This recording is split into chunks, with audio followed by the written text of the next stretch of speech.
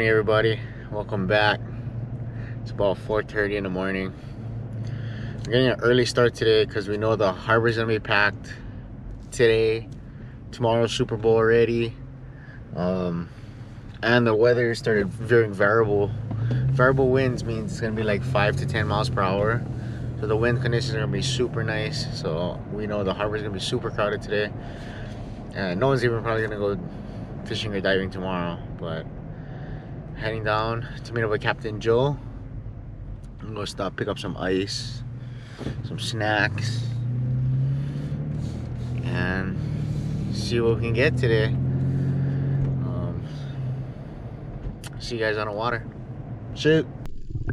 So luckily we got there early. We was able to launch and beat everybody out to the spots. This is the first drop that I took on our first spot of the day. All week I was kind of congested, especially from the Kole dive, and I was hoping that I was able to drop and hang today.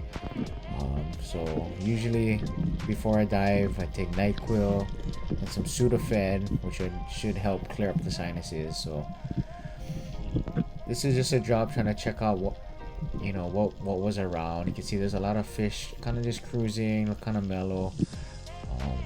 There's actually some moo and some uhus in the distance that I'm trying to peek over and just trying to get a feel for how they're acting that day. For the most part, they did seem pretty mellow, but not curious enough to come in. So see a wahanui in the distance. I thought it was a uku, but I just come up, and on the way up I noticed that Joe already tagged on uhu. So here he is, taking a drop. This was right before my drop, and he's using his brand new Ramey custom spear gun. The bugger looks pretty cherry, shoots pretty smooth. So he's using a little bit older model GoPro, that's why the water looks a lot murkier. But yeah, here he is stalking. Ooh, comes right in, he takes a shot and just spines it. So he was on the board early, and then it was my turn to try, get something. I was kind of feeling just a little bit groggy and a little congested, but I was able to kind of push through it. I ended up taking like about a 50-foot drop later on that day, just to see if I could clear. Right now we're hunting in about 35-40 feet of water. And here I am, kind of just slowly dropping, taking my time. And I was kind of working the moves. There's actually a little uku that kind of swimming up. I didn't want to take the shot on him, but a uhu swam right underneath. I ended up lunging a little forward and getting a nice shot on this uhu, which is the perfect size, for take home, for family, friends. And this one actually was given away to my good friend Kyoshi, so I was able to clean that up for him, and he had some grinds for later.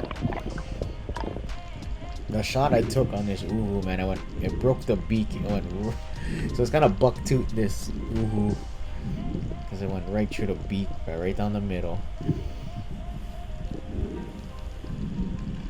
This is a new Reaper dive knife that we have. Check it out. The bug is sharp and it doesn't rust. That's the main thing, the biggest takeaway with this dive knife. It's stainless steel and it does not rust.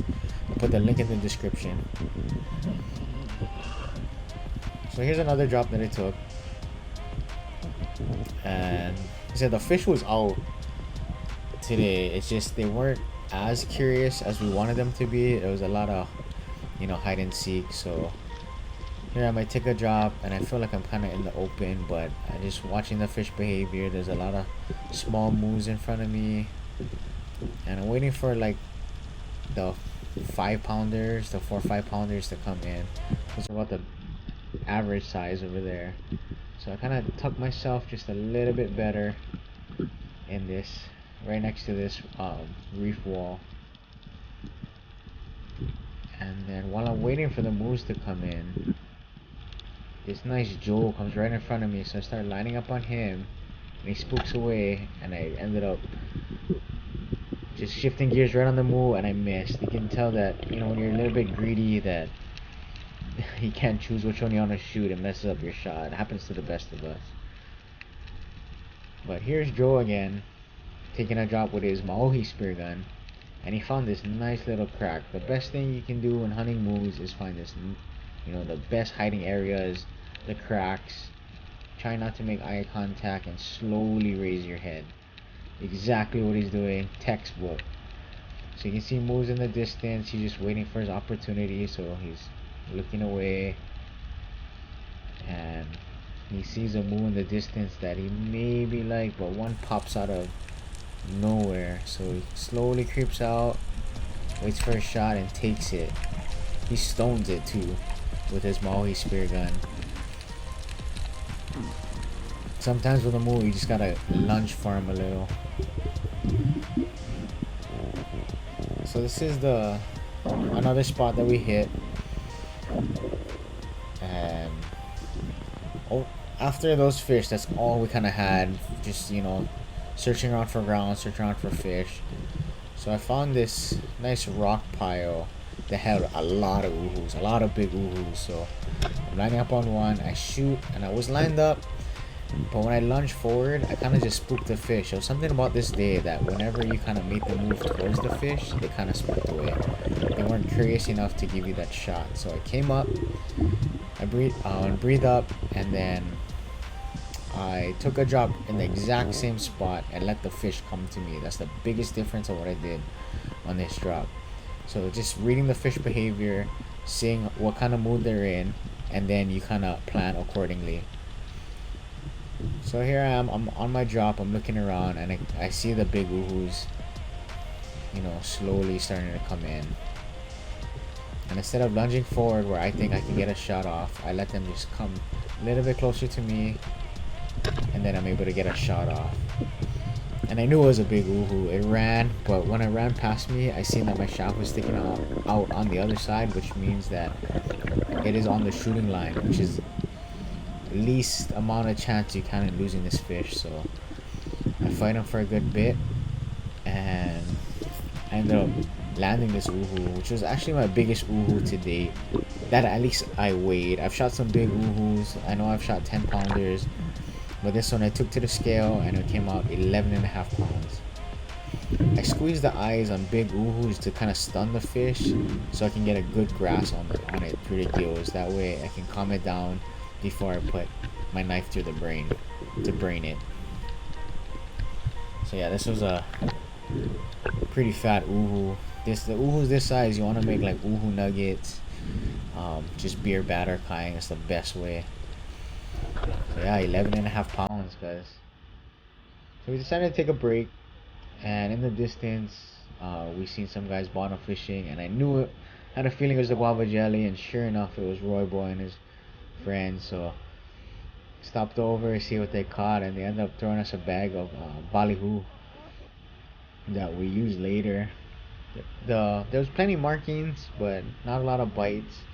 I think it was because of the tide change and the moonset, but something I'll look at later.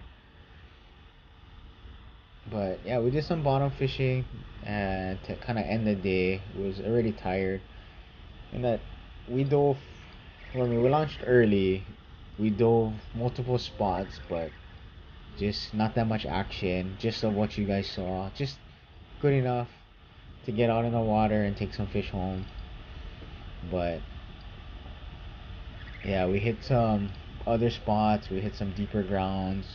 It was working in like 50 to 70 feet.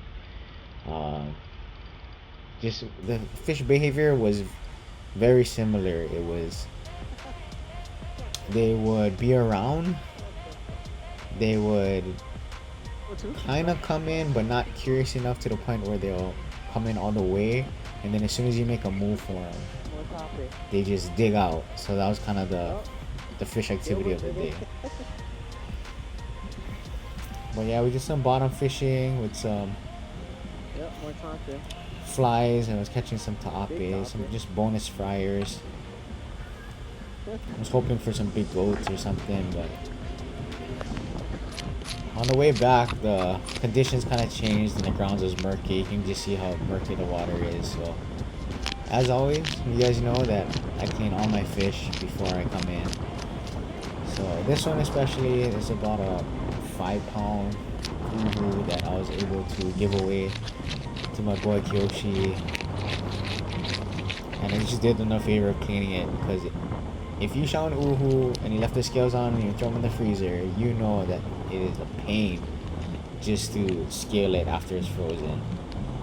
So here, when I gut a fish, I go all the way from the butthole all the way up to the gills, and I just rip everything out. The gills out, the guts out, just everything. And it makes it easier, a lot easier to stuff too. And then I just kind of rinse it off. And then we just call it a day. So not so bad, not too bad day. Ended up with some uhus, some woo, and yeah, guys. Until next time, like, subscribe, and join us on our next venture. No, this one's stainless. Shoots. But no rust, bro.